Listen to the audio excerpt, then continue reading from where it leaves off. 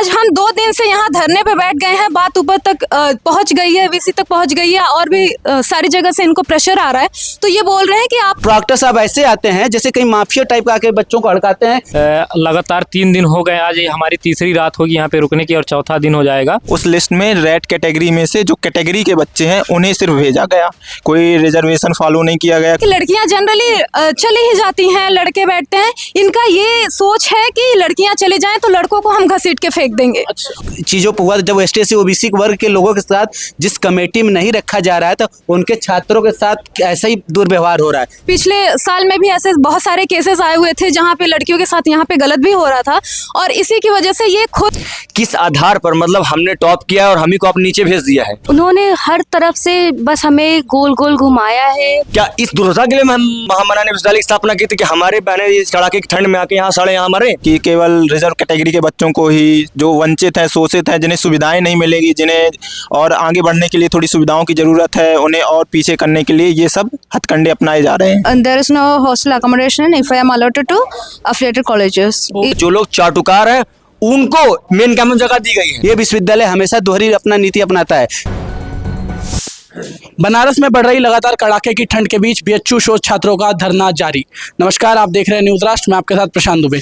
आप मेरे पीछे देख सकते हैं यहाँ पे ये शोध छात्र हैं BHU के इतिहास विभाग के, जो लगातार पिछले 3 दिनों से यहाँ पे धरना रहते हैं और 2 रातों से भी, जिसके कारण इनको ठंड भी लग सकती है, कई परेशानियों का सामना करना पड़ सकता है। इनका आरोप है कि BHU प्रशासन द्वारा इनके साथ जातिवाद किया जा रहा है, जाति की दिक्कतों का सामना करना पड़ रहा है। इनको अफिलिएटेड कॉलेज दिए गए हैं जबकि उन्होंने पेमेंट मेन कैंपस में की थी। आइए इनसे पूरी बात जानते हैं और इनको कैसी परेशानियों का सामना करना पड़ रहा है वो जानते हैं। तो आप लोग पिछले 3 दिनों से यहाँ पे धरने पर हैं, लेकिन अभी भी VC द्वारा, प्रशासन द्वारा संज्ञान में नहीं लिया गया मामला।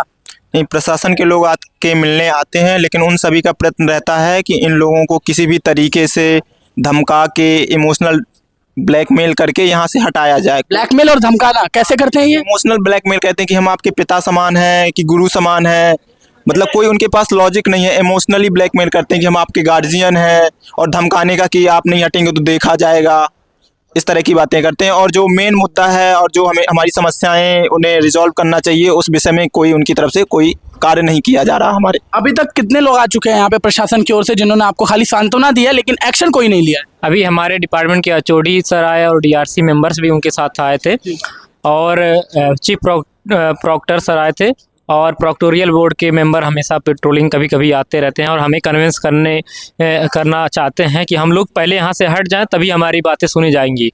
और लगातार 3 दिन हो गए, आज ये हमारी तीसरी रात होगी यहाँ पे रुकने की और चौथा दिन हो जाएगा और ठंडक बढ़ते जा रही है। धूप, गर्मी, पसीना, जिससे आपकी स्किन पर खुजली और दांत की समस्या बढ़ना आम बात है। लगाए दादू मलहम एंड लोशन और करे खुजली का काम तमाम। कुछ लोग बीमार होने के कगार पे हैं, ऐसे में अगर कुछ होता है तो ये संज्ञान कौन लेगा कि अगर बच्चे को कुछ होता है तो इसकी जिम्मेदारी कौन लेगा? हमें इस पे भी सवाल उठाना चाहिए। एक बार संक्षेप में आप अपनी परेशानी बता दीजिए जिसके कारण यह धरना चल रहा है पिछले दिनों से। जी, 2024-25 PhD सेशन में हम लोगों का एडमिशन हुआ। 22 मार्च को हमने फीस पेमेंट की। उसके 6 महीने बाद फिर एक लिस्ट निकाली गई। उस लिस्ट में रेड कैटेगरी में से जो कैटेगरी के बच्चे हैं उन्हें सिर्फ भेजा गया, कोई रिजर्वेशन फॉलो नहीं किया गया, कोई रिप्रेजेंटेशन नहीं है, सिर्फ उन्हें भेजा गया। आपका आरोप है मात्र चिन्हित जो आरक्षित जाति के बच्चे हैं उन्हीं को इसमें भेजा गया है अफिलिएटेड कॉलेजेस में, जबकि आपकी फीस यहाँ पे विश्वविद्यालय में सबमिट कराई गई। ये तो पब्लिक हो चुकी है नोटिस, आप उसमें देख सकते हैं कि केवल रिजर्व कैटेगरी के बच्चों को ही, जो वंचित हैं, शोषित हैं, जिन्हें सुविधाएं नहीं मिलेगी, जिन्हें और आगे बढ़ने के लिए थोड़ी सुविधाओं की ज़रूरत है, उन्हें और पीछे करने के लिए ये सब हथकंडे अपनाए जा रहे हैं। जी, तो आप महिलाएं भी यहाँ पे कुछ हैं जो बैठी हुई हैं धरने पे। पिछले आप 3 दिनों से 2 रातों से यहाँ पे धरने पर हैं, आपको कैसी परेशानियों का सामना करना पड़ रहा है? यहाँ पे हम बैठे हुए हैं इतने कोहरे में और ना तो यहाँ पे लाइट की व्यवस्था है, हीटर का व्यवस्था भी नहीं है, हवा दोनों साइड से आ रही है और हमें बार बार प्रशासन की तरफ से ये बोला जा रहा है कि लड़कियां रात में चली जाती हैं। क्यों लड़कियों को रात को में धरने पे बैठने के लिए क्यों मना किया जा रहा है? अच्छा, आपको रोका जा रहा है यहाँ पे बैठने से? बोल रहे हैं कि लड़कियां जनरली चली ही जाती हैं, लड़के बैठते हैं। इनका ये सोच है कि लड़कियां चली जाएं तो लड़कों को हम घसीट के फेंक देंगे। अच्छा, विश्वविद्यालय मतलब सुरक्षा व्यवस्था पे भी अपनी खुद सवाल उठा रहा है। सुरक्षा व्यवस्था पे आपको पूछना चाहिए कि सुरक्षित है विश्वविद्यालय?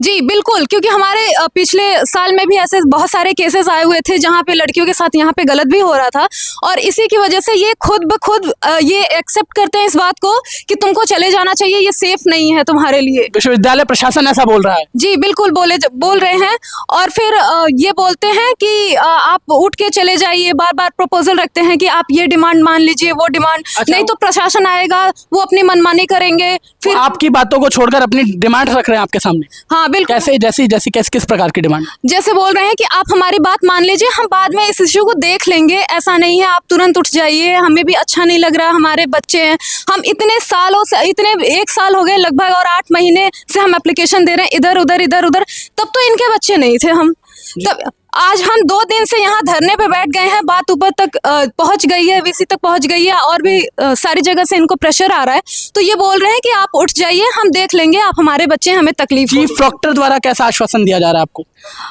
चीफ प्रॉक्टर आते हैं, बोलते हैं कि अभी तो जो नए अपॉइंट हुए हैं वो बोलते हैं कि आप लोग हट जाइए, नहीं तो फिर हम आएंगे तो देखेंगे, प्रशासन की साइड से जो भी होगा हम देखेंगे, या फिर जो भी, उनको इशू उतना पता नहीं है, तो वो यही बात बार बार बोल रहे हैं कि आप प्रशासन की साइड से, हम वो चीज़ें नहीं होने देना चाहते, जो चीज़ें हम नहीं करना चाहते हैं वो चीज़ें होंगी यहाँ पे। ये आप सारे लोगों का आरोप ये भी है कि आपको धमकियां भी दी जा रही हैं, कानूनी कार्रवाई की, किसी अन्य कार्रवाई की धमकियां दी जा रही हैं।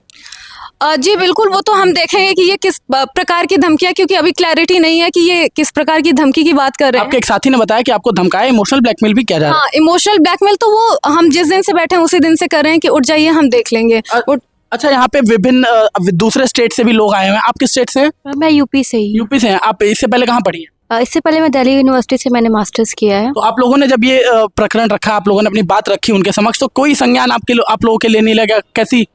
उन्होंने हर तरफ से बस हमें गोल गोल घुमाया है, 1-2 बार मीटिंग्स रखी हैं, उसमें भी बस वही सेम चीज़ें, बार बार एक ही चीज़ का, जब उन्हें कोई पॉइंट नहीं मिलता है वाली चीज़ें, तो बस कहते हैं ऐसे नहीं होता है बेटा, आप लोग को 2 बार रिजर्वेशन कैसे मिल सकता है, ऐसे नहीं होता है, अगर किसी और डिपार्टमेंट ने किया है तो उन्होंने गलत। आपके बैच से पहले भी ऐसा कोई प्रकरण हुआ है इनके द्वारा? ऐसा किया गया है कि एफिलिएट बच्चों को यहाँ पे फीस पेमेंट करा के एफिलिएटेड कॉलेजेस में भेजा जाए? जी, इस बार पहली बार ही एफिलिएटेड कॉलेज की सीट्स खुली हैं, तो ये चीज़ें इनके डिपार्टमेंट लेवल से ही गलतियां हुई हैं, पहली बार हुआ या जो भी चीज़ है, तो उनको, लेकिन जब ऑर्डिनेंस बनाया जाता है तो उनको सारी चीज़ें क्लियर करनी चाहिए, क्योंकि एक बच्चा एडमिशन ले रहा है एक यूनिवर्सिटी में, एक सेंट्रल यूनिवर्सिटी में, इतनी प्रेस्टीजियस यूनिवर्सिटी में, तो यूनिवर्सिटी की जिम्मेदारी है कि वो अपने ऑर्डिनेंस को इस तरीके से लिखे कि बच्चे को एक एक पॉइंट क्लियर हो।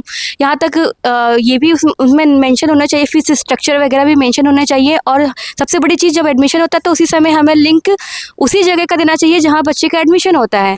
ये कोई तरीका नहीं होता है कि 10 महीने बाद बच्चा सोच रहा है उसका मेन कैंपस में एडमिशन हो गया, 10 महीने बाद आप उससे कह रहे हो कि नहीं बेटा आपको तो एलोकेटेड। अच्छा, एडमिशन से पहले आपको कोई नोटिस ऐसा किसी प्रकार की जानकारी नहीं दी गई थी?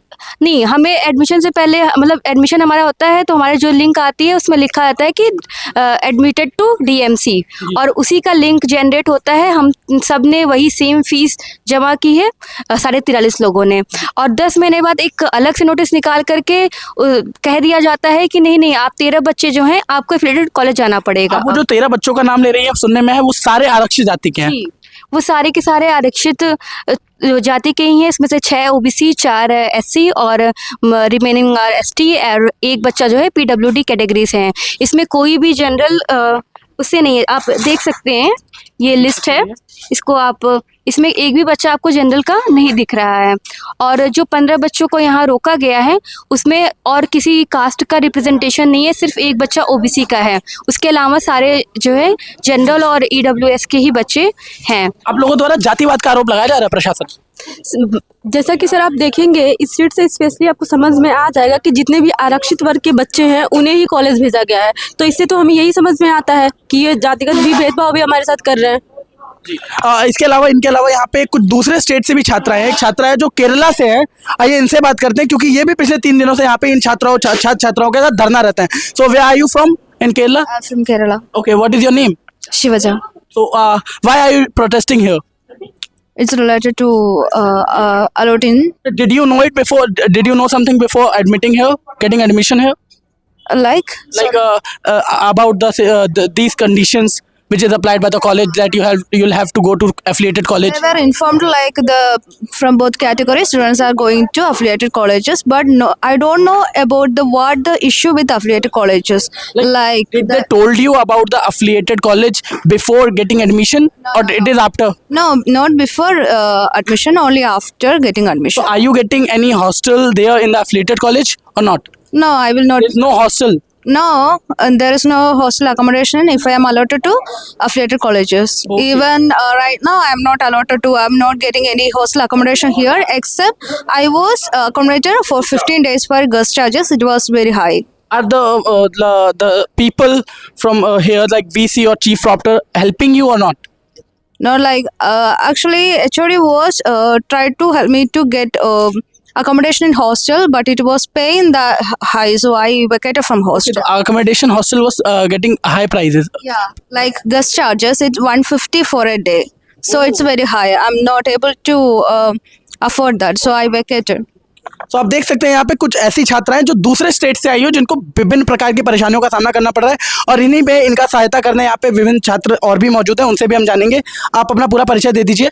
सर मेरा नाम शिवम सोनकर है, मैं काशी हिंदू विद्यालय का शोध छात्र हूँ और मैं यहाँ अपनी बहनों और भाइयों के समर्थन में आया हुआ हूँ जो कि काशी हिंदू विद्यालय के शोध छात्र हैं।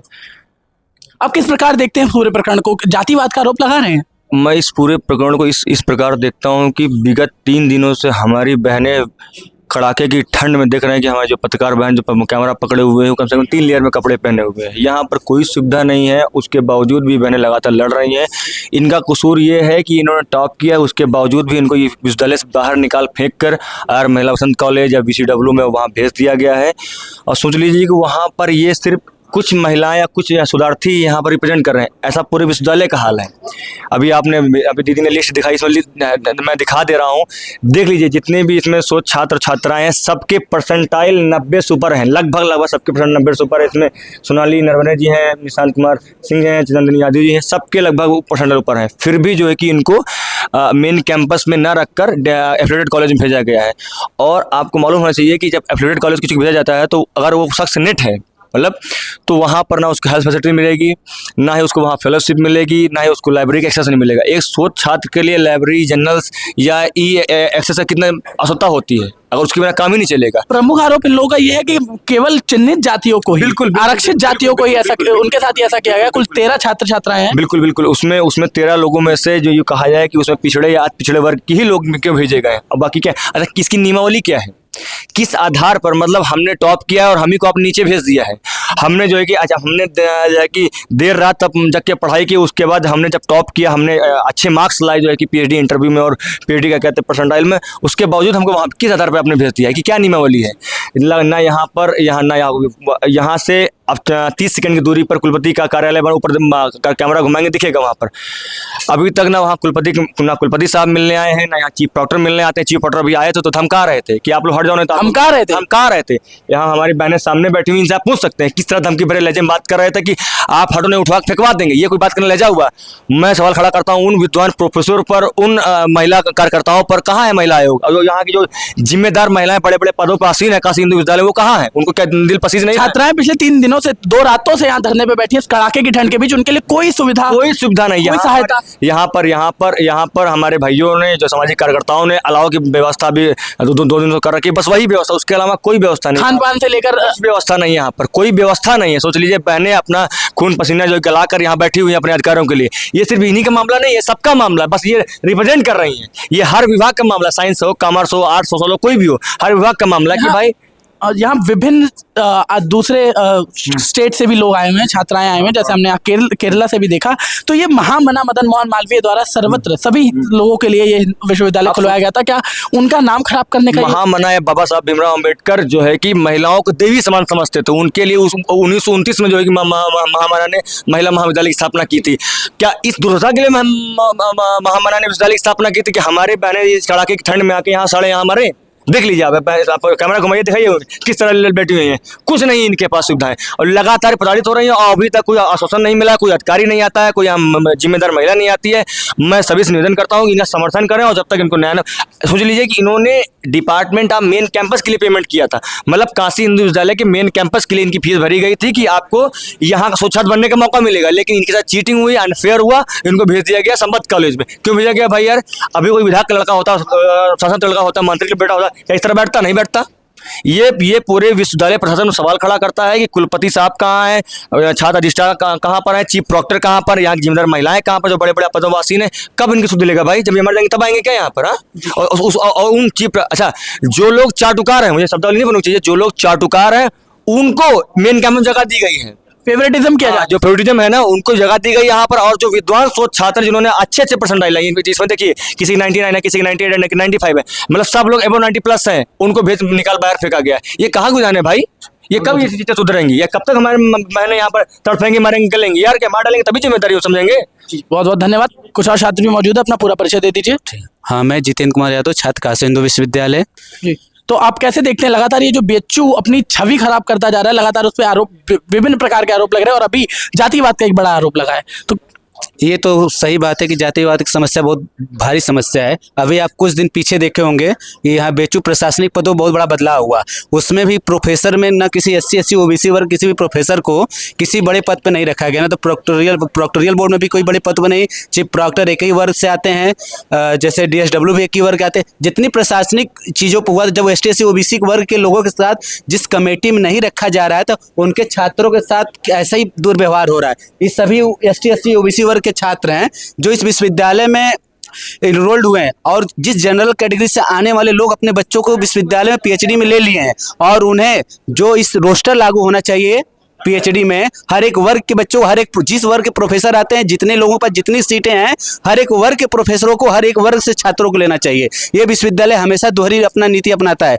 क्योंकि उनके कोई माँ बाप नहीं, जैसे सभी लोग बोल रहे हैं, तो ये प्रोफेसर हमेशा से ST SC OBC बच्चे हमेशा प्रताड़ित रहे हैं, क्योंकि उनके लोग वो अपने बच्चों को पहले ही ले लेते हैं, और OBC के लोग और SC के लोगों को नहीं ले पाते, क्योंकि इनका कोई है ही नहीं यहाँ पे, न प्रशासनिक पद बैठा हुआ है। और प्रॉक्टर साहब ऐसे आते हैं जैसे कहीं माफिया टाइप का आके बच्चों को हड़काते हैं कि तुम लोग हट जाओ। बड़ा आरोप लगा रहे हैं। आरोप तो ऐसा है, हम थोड़ी लगा रहे हैं। यहाँ आप कुछ समय पहले आए होते, देखो तो सभी छात्रों के साथ कह रहे हैं कि आप सहयोग नहीं दे। 10 महीने से ये सभी छात्र सहयोग ही दे रहे थे ना। आज भी जो कोई को वो थोड़ी लगा है कि आके ये ठंडी में जितने मतलब डिग्री टेम्परेचर हाई है, इस विश्वविद्यालय शहर से ज़्यादा कैंप गलन रहता है इस विश्वविद्यालय में, तब भी हमारी बहनें और छात्रा अपने हक के लिए लड़ाई लड़ रहे हैं, और विश्वविद्यालय प्रशासन द्वारा कोई सुविधाएं नहीं दी जा रही हैं। यहाँ तक कि हम लोग अलाव न जलाएं, ये लोग ठंडी में बीमार हो जाए। एक बार भी चेकअप करने के लिए इतनी बड़ी हॉस्पिटल है, कोई प्रशासन के लोग एक भी किसी भी डॉक्टर नहीं, कितने 1-2 लोग बीमार भी हैं यहाँ पे। तो ये तो पूरा प्रशासनिक लापरवाही का बहुत बड़ा नतीजा है। हम यहाँ और आप देख सकते हैं, कल 25 दिसंबर है, महामना की जयंती है,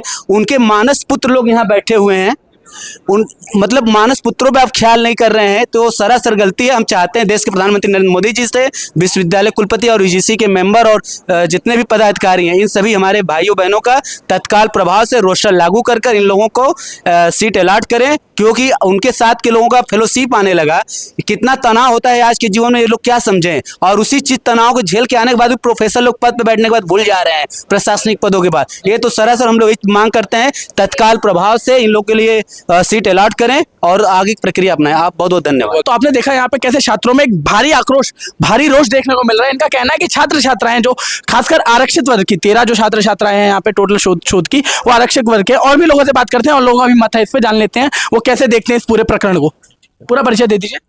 मेरा नाम सुमन आनंद है, मैं काशी हिंदू विश्वविद्यालय लॉ का छात्र हूं और NSUI BHU का इकाई अध्यक्ष हूं। जी, तो आप कैसे देखते हैं इस पूरे मामले को? यहाँ पे इनका आरोप है छात्र छात्राओं का कि 13 कुल छात्र छात्राएं हैं जो मूलतः आरक्षित वर्ग से आते हैं, उनके साथ ऐसा किया गया कि उन्होंने DMC में पेमेंट की, लेकिन उनको अफिलिएटेड कॉलेज भेजा जा रहा है। ये बीमारी जो है यहाँ के प्रोफेसर साहब और राजा साहब जो हैं, ये बीमारी मतलब 5000 साल पुरानी जो बीमारी है इनकी, ये बीमारी से ग्रसित अभी तक है। कैसी बीमारी? ये एक जो इनके मन में कुंठा है कि दलित छात्र पिछड़े छात्रों को यहाँ नहीं आने देंगे। हालांकि मालवीय जी, गांधी जी और तमाम महापुरुषों के विचारों के कारण ये विश्वविद्यालय बना और यहाँ जगह मिली पिछड़े छात्रों को, लेकिन ये जो कुंठित प्रोफेसर हैं, ये जो कुंठित वाइस चांसलर है, इन सबको की कुंठा इतनी बढ़ गई है आज के डेट में मौजूदा सरकार के कारण कि इनको अब लगता है कि मतलब ये इस विश्वविद्यालय में जितने भी पिछड़े छात्र हैं, दलित छात्र हैं,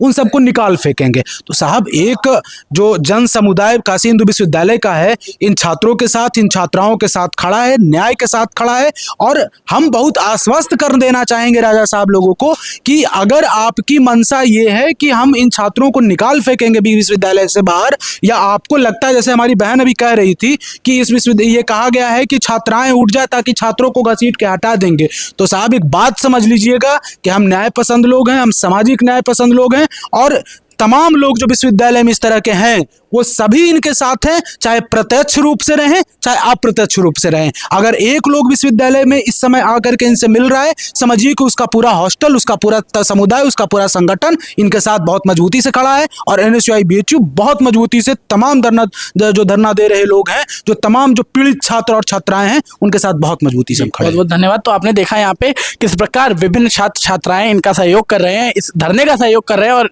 मांग कर रहे हैं कि लगातार जो VHU प्रशासन इस प्रकार की गतिविधियां कर रहा है, इस प्रकार के जो चीज़ें अपना रहा है कि इनको प्रताड़ित कर रहा है, जैसा कि इनका कहना है, तो उस पर तुरंत संज्ञान लिया जाए और इनके साथ सही कार्रवाई की जाए।